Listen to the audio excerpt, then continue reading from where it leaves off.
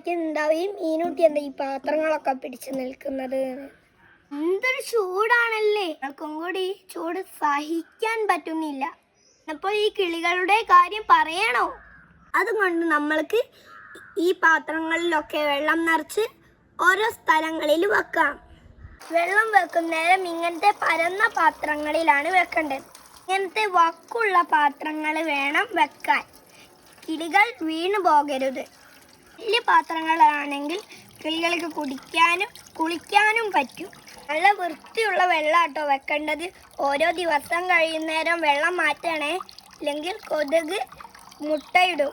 നമ്മൾ ഇങ്ങനെയൊക്കെ ചെയ്യുന്നത് കൊണ്ട് സഹജീവി സ്നേഹവും. പിന്നെ ഈ ഭൂമിയിൽ കാണുന്നത് ഫുൾ മനുഷ്യർക്കുള്ളതല്ല, ജീവജാലങ്ങൾക്കും കൂടി അവകാശപ്പെട്ടതാണ് എന്ന് നമ്മൾ ഓർക്കണം. നമുക്ക് നമ്മളുടെ സാമീപ്യം ഇല്ലാത്ത സ്ഥലത്ത് വെക്കാം. കുറേ കിളികൾ വരുന്ന സ്ഥലമാണ്, അതുകൊണ്ട് നമുക്ക് ഇവിടെ വെക്കാം. ഇതിപ്പോൾ നമ്മൾ എവിടെയാണ് വെക്കുക? കിണറിൻ്റെ തുമ്പത്ത് വെക്കാം. ഇത് നമുക്ക് പച്ചക്കറിയുടെ ചോട്ടിൽ വെക്കാം. ഇത് ഇവിടെ വെക്കാം. ഇവിടെ കുറച്ച് വേസ്റ്റ് ഉണ്ട്, അത് കഴിക്കാൻ വരുമ്പോൾ ഇതും കുടിച്ചോട്ടെ.